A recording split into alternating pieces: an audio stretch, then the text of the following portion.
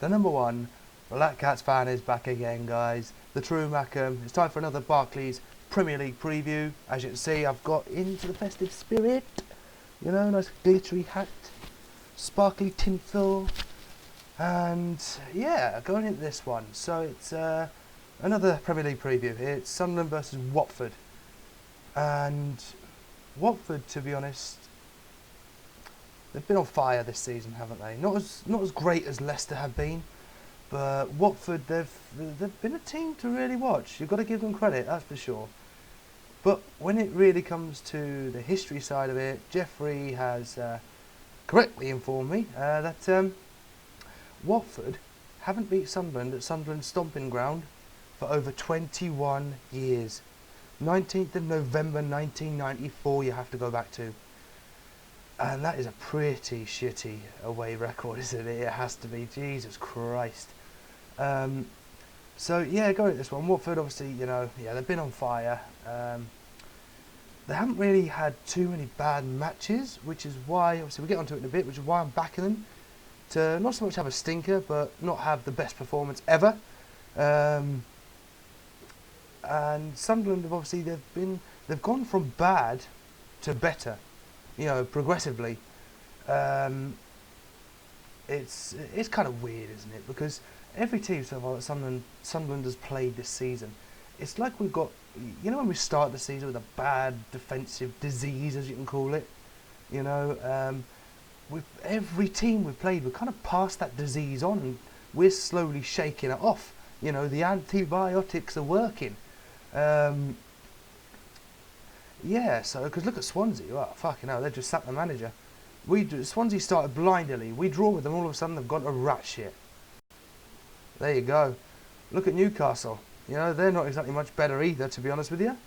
But, yeah, so going to this one, you know, the likes of Igalo, Troy Deeney as well, you know, they're the big players for Watford. If Watford were to lose them for any reason, I couldn't really see Watford picking up points, to be honest with you. I really couldn't. They've been monumental for them. Sunderland, obviously, on the other hand, you know, Defoe's a bit 50-50 at the minute as it stands while I'm recording this video. Don't know too much. You know, and it's good to see, even though it was a Giroud own goal, but it's good to see Sunderland are still scoring goals even in the absence of the likes of Defoe, you know, and Fabio Borini, who, you know, who I'd like to back, you know, to finally get his goal. He deserves a goal. He's put in a few good performances, yes, a couple of shockers as well, but hey, that's football, that fucking happens, doesn't it? But I really want to see Borini score a goal. But this match is going to be tight. History might be on our side, but history counts for nothing. Unless, of course, it's 6 in a row. In which case, history counts for fucking everything for a Sunderland fan and a Newcastle fan. Like it, lump it, deal with it. Yeah, so going to this one, who do I think the man to watch will be? Well, it's got to be Igalo, isn't it? He's been phenomenal. He hasn't had really any bad performances yet. He's had one or two quiet-ish performances, but he's still done well. You know, and for me, he just pips Deeney because, you know, even though Deeney is a good player, you know, Igalo's come from nowhere. You know, Jamie Vardy, for example, he came from nowhere, didn't he? And look at it, he beat the bloody Premier League record, scoring consecutive games against the team that set that record. You know, so yeah, it's come from nowhere really, and he's taken the Premier League much like Vardy by storm. Not as high a popularity as Jamie Vardy, but he's still there. You've got to watch him. So he's going to be the man to watch. If our defence is on top, then quite frankly, the Pre-Bellend again is going to be Igalo, believe it or not. Yes, because if our centre-backs are on top, you know, along with the wing-backs, getting back to defend like they have been for the last couple of games, doing really well. You know, apart from obviously one or two mistakes, one of them which led to a goal against Arsenal. That's by the by, isn't it? But you know, you know, if they can come back, defend really well, we would shut Watford out and hit them on the counter-attack. Because one thing Watford can't do is they can't defend on a counter-attack. I've seen it so many times this season. They can defend in general from a normal attack, yes. When it comes to a counter-attack, some of the players don't seem for me to be working hard enough to get back and defend. You know, like some of the midfielders that go up and attack, the ball comes back the other way. Yeah, they're doing, they're doing a Sissoko that he does for Newcastle, just walking. What's the point? And we've seen it so many times as well with Sunderland, the likes of Ola Toivonen and Jermaine Lenz.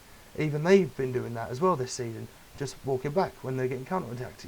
No, you can't do that. You can't do that. So, yeah, that's my pre-Bellend. I'm going on to my prediction. It's been a bit of a tough one. I've had to really think about this, but in my head, I'm going to say it's going to be a 2-1 home win. I do want to say 3-1, be generous, but I think Watford, they still have enough about them. But I'm going to say 2-1 home win to Sunderland. Goal scorers, if Barini plays or comes on, I'm going to back Barini to get a goal, because I really do want him to score a goal, because can you imagine what that's going to do for his confidence? Jesus Christ, he missed a sitter against Arsenal. If he could just get one, I don't care how scruffy it is, if he can get one, it's going to do his confidence the world of good. As for the other goal scorer, I'm going to go with Fletcher. Yeah, because Watford don't have a lot of height in the box, so cross comes in, Fletcher, knock it in, done. Yeah, so that's it, guys. As always, if you haven't subscribed, you know where the button is. Make sure you hit it. Leave your comments below. Let me know what your prediction is going to be. Let me know what you think. Do you think I'm right? Do you think Igalo deserves to be maybe pre-Bellend or man to watch? You never know. So let me know, guys. And, well, as always, I will see you all for the final whistle.